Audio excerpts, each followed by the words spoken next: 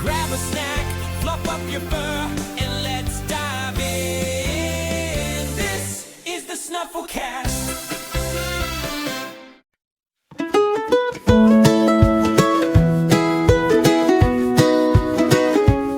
Hello, and welcome, my magnificent listeners, to another absolutely thrilling episode of the Snufflecast. I'm your host, Snuffles, the most handsome fox Sphinx mix you know. And today, my friends, we are embarking on a culinary quest of epic proportions. And I'm Ricky, here to make sure the quest has maximum chaotic good energy, or just maximum chaos. Whichever. Mostly chaos. Exactly. You see, Ricky and I, we've been thinking. Our fans, all of you wonderful, imaginary, or perhaps very, very hungry fans out there, deserve something special. Something warm, something comforting, something baked. For the fans, the hungry ones especially. You know, the ones who appreciate a good, rustic aesthetic. So, we decided it's time for the Great Plushie Bake-Off. We're making cookies. Real, honest-to-goodness cookies. And I, Snuffles, am feeling particularly confident today. Baking, you see, is an art. It's about following instructions, yes, but also about trusting your heart and, crucially, ignoring unnecessary warnings. He's right, you know. Recipes, they're really just suggestions, written by cowards usually. People who are afraid to truly live in their kitchens. Precisely. A true baker feels the dough, hears the whispers of the ingredients, and sometimes, just sometimes, decides that half a cup actually means a celebratory sprinkle. Or a whole mountain. Depends on the ingredient, really. Sugar, for example. Always a mountain. Right. So, we have our recipe. It's a classic chocolate chip cookie recipe. I've read it very, very carefully, and I've identified the key steps. Mix butter and sugar, add eggs, add dry ingredients, add chocolate chips. Simple. But then it says things like cream butter until light and fluffy, and I just think that feels judgmental. Who are you to tell my butter how to feel? Butter doesn't need your emotional baggage recipe. It just needs to melt into the sugar. Speaking of which, I'm starting with the sugar. We need to lay a good foundation for our flavor mountain, Snuffles. Oh, Ricky, that's quite a lot of sugar. The recipe says 1 cup of granulated and then half a cup of brown. You've got what looks like a snowdrift in there.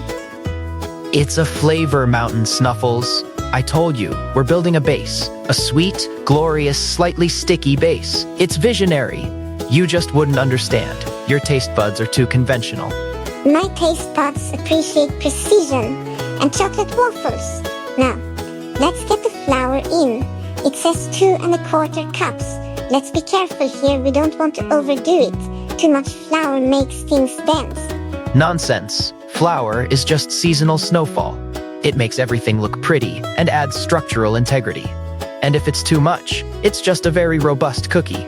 For strong chewers. Ricky, you just dumped the whole bag. That's like 4 cups. We're not making flour bricks here, we're making cookies. And also, are we sure this mixing bowl is actually a bowl? It looks suspiciously like my favorite hat. Any container is a bowl if it has dreams, Snuffles. And your hat clearly dreams of holding delicious cookie dough. It's evolving. I suppose it does have a good deep brim for mixing.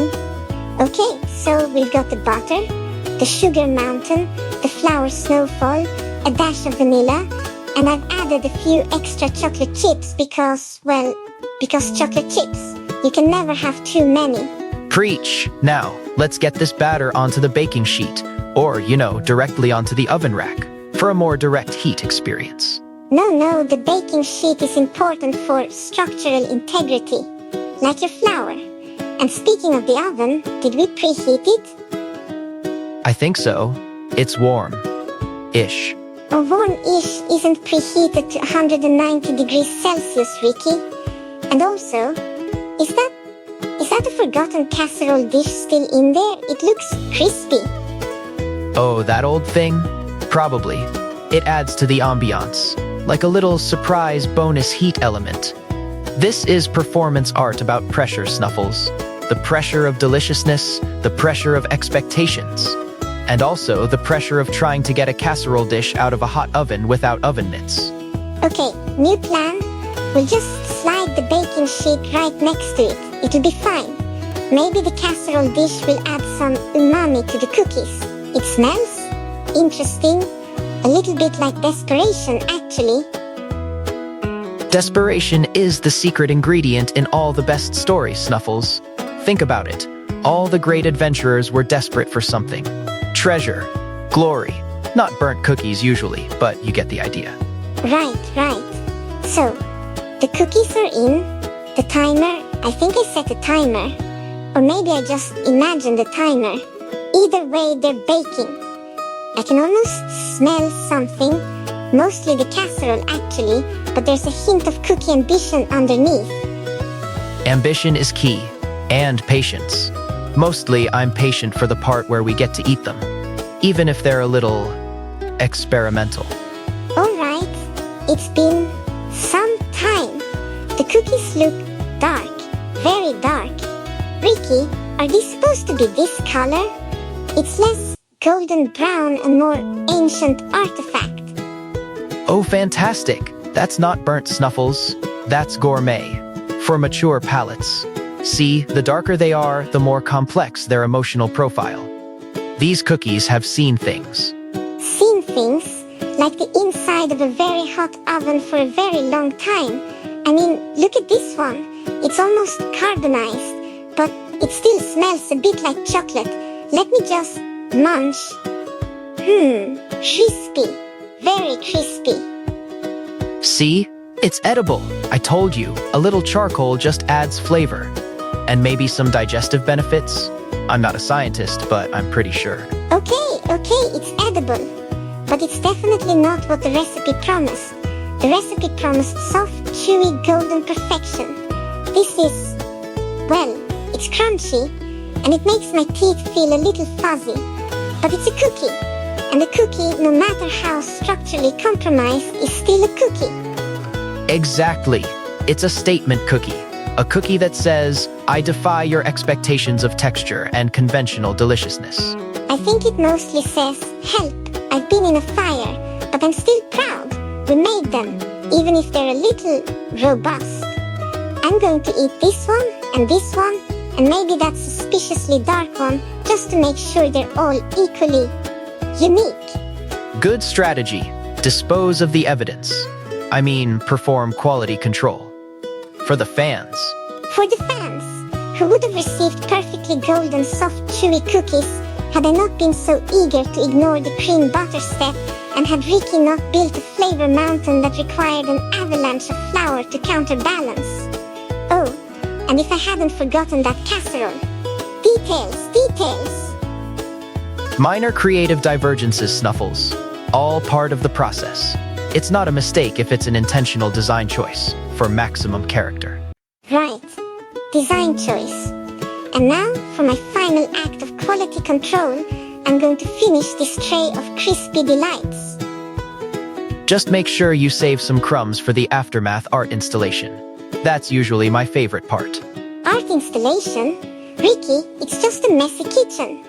Look at all this flour. It's everywhere. On the counters, on the floor, on my nose. Wait a minute. What's that sound? Sounds like the universe aligning? Or possibly a very important person about to enter the room. Oh no. Ricky, she's here. Humom. And she's looking at the ceiling. Ah, perfect. That means she understands. She's appreciating the full scope of our creative expression. Oh no. Huh? Why is there flour on the ceiling? Humom, hi, welcome home. We were baking for the fans. And the flour, you see, it's a very enthusiastic ingredient. It soared with joy from the bowl, which was actually my hat, but that's a different story. And then it just gravity defied it and it went up. It's a ceiling accent, very trendy. candy. We were baking for love, Humom, for the love of the craft. And snacks. There will be no more baking today. And you are both cleaning this up. Today? Today? So, snacks? Well, listeners, that's our cue. Looks like the Great Plushie Bake-Off has come to a very flowery, very final conclusion for now. I promise to clean up this spiritual mess immediately and spiritually. Thanks for tuning in to the Snufflecast. And remember, even if your cookies are charred, they're still full of love. Mostly. Bye! Don't forget to embrace the chaos. See you next time, everybody.